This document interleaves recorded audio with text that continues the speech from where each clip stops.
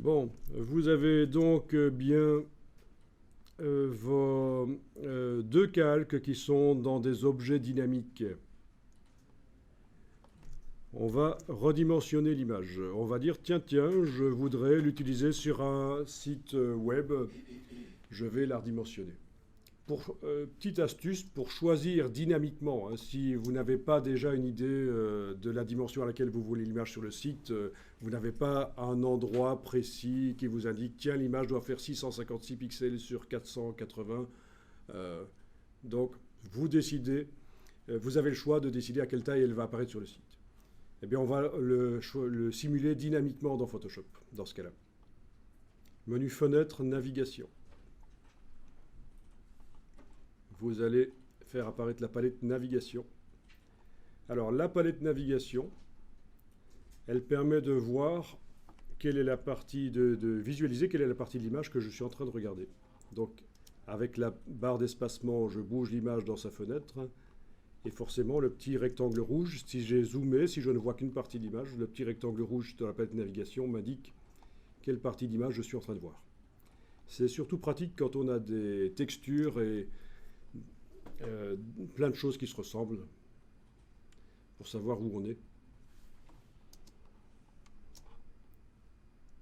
La palette navigation peut s'agrandir. Si vous la mettez en haut à gauche et que vous prenez son bas à droite, elle est grande. À quoi ça sert? Eh bien, si vous avez un deuxième écran connecté à l'ordinateur, vous mettez la palette navigation dessus, par exemple.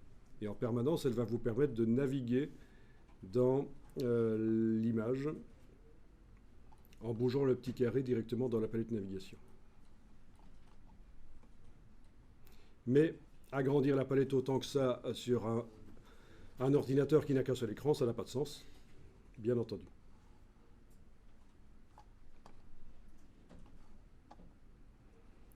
Alors ici, je vais me servir de la palette navigation et de son curseur pour décider à quelle dimension je veux l'image sur le site web.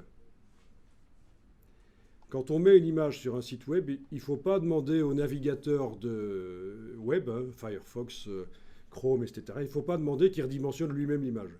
Techniquement, il peut le faire, mais ça prend de la ressource. Ça veut dire que vous demandez à l'internaute de télécharger une image qui contient beaucoup de pixels et puis son navigateur la redimensionne, ça n'a pas de sens. Enfin, peut-être avec le fluide, ça a un peu plus de sens maintenant qu'avant, mais en design fixe, en tout cas, ça n'a pas beaucoup de sens. Donc, ce qu'on fait, c'est qu'on envoie sur la page web une image qui a le bon nombre de pixels. Peut-être pas si on est en design fluide, mais si on est en design fixe pour le site web, si vous faites aussi de la publication numérique pour tablette, là, la tablette, on connaît sa dimension pixel, on sait quelles sont ses performances. Voilà, vous jouez avec le curseur et par exemple vous décidez, tiens, ça c'est la dimension à laquelle je veux l'image sur ma page web. Ou ça. D'accord? Et vous regardez quel est le pourcentage qui est indiqué ici. 14,96 pour moi. Vous pouvez sélectionner et copier. Vous sélectionnez 100%, juste le chiffre avant le signe %, et vous le copiez. CTRL-C. Et on va redimensionner l'image comme ça. Image, taille de l'image. Menu image, taille de l'image. Vous enclenchez le rééchantillonnage.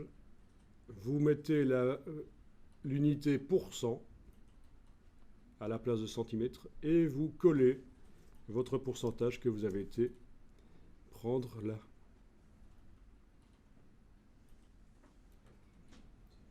On va passer d'une image de 37 mégas, dans mon cas, à 0,8 mégas.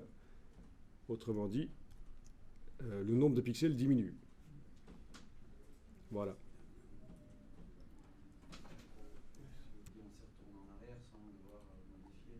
Oui, alors là je double-clique sur la loupe dans la palette des outils pour être à l'échelle 100% et je vois l'image à la dimension que j'avais choisie. Alors, pour répondre à ta question, en effet, tous les pixels originaux de l'image sont toujours dans les objets dynamiques. Ce sont des calques conteneurs. Ça veut dire que si je décidais de réagrandir, ça ferait réapparaître le détail qui n'apparaît pas là maintenant. Là, par exemple, ça se voit clairement que la marque, il n'y a pas de détail. Si je décide à n'importe quel moment de faire image, taille de l'image et de l'agrandir à 500%, donc 25 fois plus de pixels, 5 x 5, 25. Je zoome.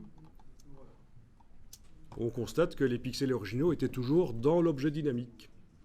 C'est ça l'intérêt des objets dynamiques, ça conserve les choses même quand on redimensionne les images. Ok, mais là j'annule et je double-clique sur la loupe dans la palette des outils et vous avez votre image telle qu'elle va apparaître sur le site web.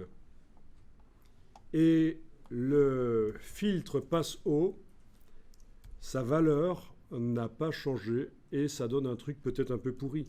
Parce que le réglage passe haut convenait pour une image avec beaucoup de pixels, mais pour une image avec peu de pixels, il va falloir double-cliquer dessus et modifier la valeur de rayon de manière à obtenir quelque chose de valable.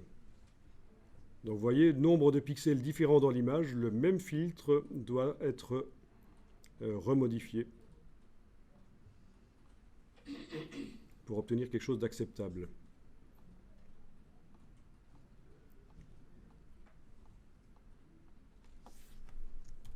C'est subtil, hein. C'est subtil, mais ça donne un côté vraiment net aux photos et très intéressant.